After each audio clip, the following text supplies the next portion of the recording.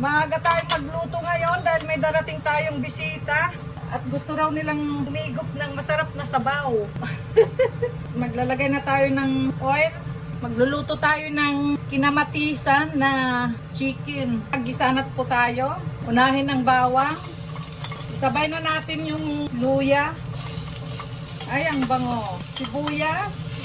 Ayan o, ang daming kamatis. Kamahal ng kamatis ngayon. Ayan o. Gisa-gisa lang. Pwede na rin natin nilagay yung chicken. Gisa lang nating mabuti.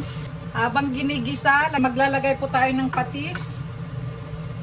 Ayan, magdagdag na lang po tayo mamaya kung kulang pa.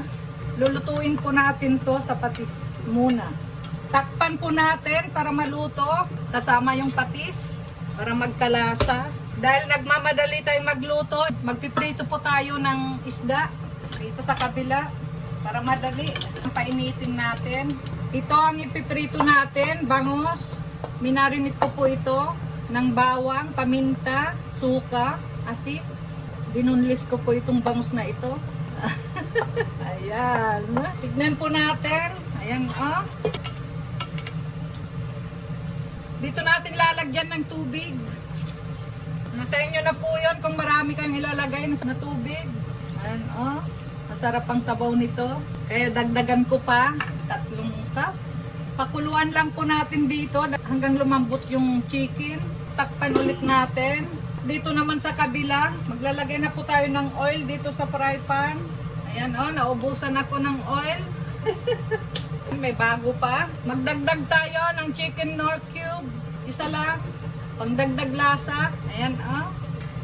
Pwede na natin ilagay itong isda. Takpan po natin dahil magtatalsik. I-check po natin yung isda. Ay, balik pa din. Takpan ulit. I-check natin ang ating pinapakuluan. Ayan siya, oh. Itikman ko kung anong kulang. Ay, okay lang. Mamaya magdagdag ulit tayo ng panglasa. I-check natin yung ating bangus.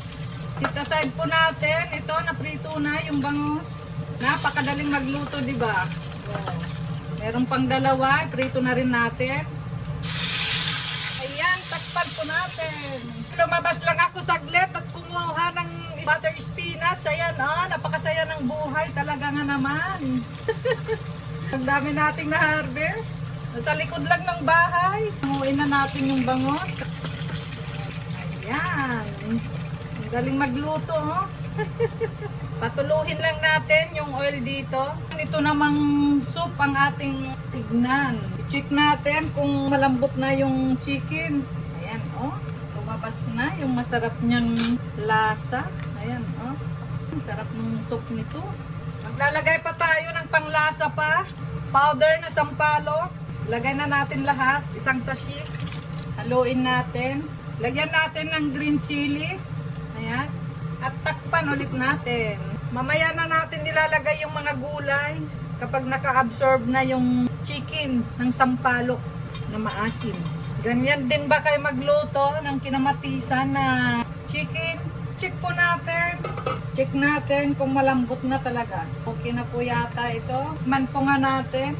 Wow, ang sarap. Unahin natin yung eggplant.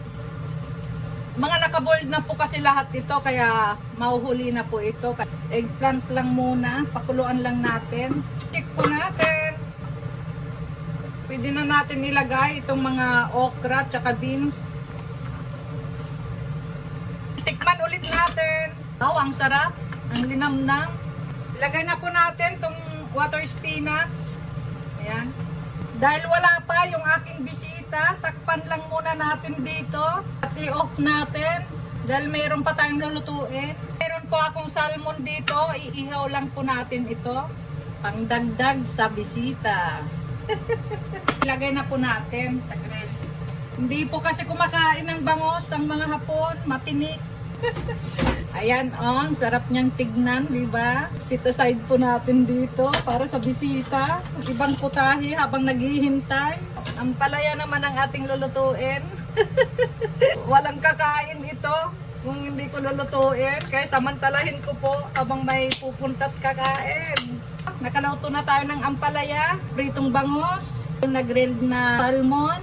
Meron tayong soup na chicken. Kinamatisan na chicken with sampalok. Ayan, oh. Habang tayo naghihintay, upo muna lang tayo rito. Nakapagluto na po tayo. Waiting na lang sa mga bisita.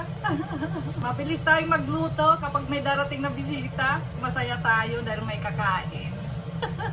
Mamaya na lang ulit.